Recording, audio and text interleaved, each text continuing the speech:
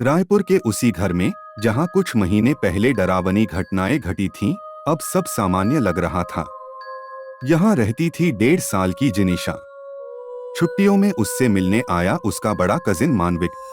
एक दोपहर दोनों बच्चे आंगन में खेल रहे थे।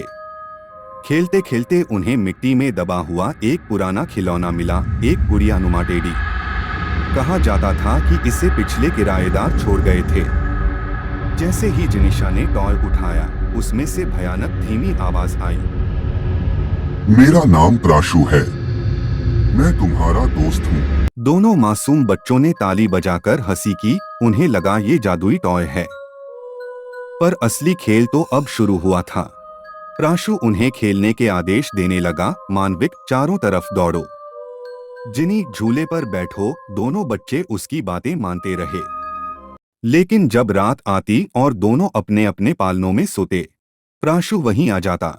कभी जिनिशा के गाल पर हाथ फेरता और फुसफुसाता, मत रो वरना खरोंच दूंगा। कभी मानविक की छोटी भुजाओं पर लाल लाल निशान बना देता। सुबह जब माता पिता बच्चों को देखते तो दोनों पर रहस्यमय खरोंचें होती। माता पिता उन्हें फैमिली डॉक्टर हर्ष के पास ले गए। उन्होंने बच्चों की जांच की और गंभीरता से कहा, ये सामान्य खरोंच नहीं है। लेकिन वजह मैं भी नहीं समझ पा रहा। कुछ रातें इसी डर में बीती। आखिरकार दोनों ने तय किया कि अब चुप नहीं बैठना।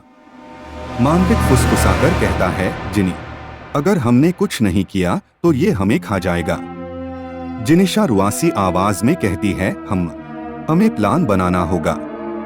आंगन में उन्हें एक पुरानी किताब मिली थी, उसी खिलौने के साथ, जिसकी याद अचानक मानविक को आई। उस किताब में लाल चिन्ह बना था। मानविक ने इस लाल चिन्ह के महत्व को पढ़ा और जिनिशा को भी समझाया।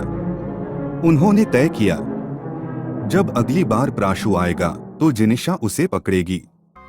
मानविक उस पर लाल चिन्ह खींचेगा, जिससे उसकी आत्मा को बांधा जा सके। रात को कमरे में अंधेरा हुआ। लाइट झिलमिलाई और प्राशु हंसते हुए उनके बीच आ गया। प्राशु ने कहा, मत रो वरना खून बहा दूंगा, हा हा हा। लेकिन इस बार बच्चे तैयार थे। जिनिशा ने अपने छोटे हाथों से उसे कसकर पकड़ा। मानविक ने किताब का पन्ना उठाया और जोर से बोला, जा प्राशु, अब तुझे आजाद करते हैं। खिलौना कांपने लगा, दीवारें हिलने लगीं और उसके अंदर से एक काली परछाई निकली। मैं तुम्हें देख लूंगा। एक तेज चीख गूंजी और अचानक सब शांत हो गया। प्राशु निर्जीव हो चुका था। दोनों बच्चे जीत गए थे। कुछ महीने तक घर फिर से सामान्य हो गया। माता पिता को लगा कि डर खत्म हो गया। लेकिन एक दिन घर के दरवाजे पर एक पार्सल आया।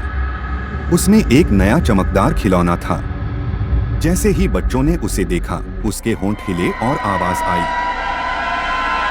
कैसे हो बच्चों?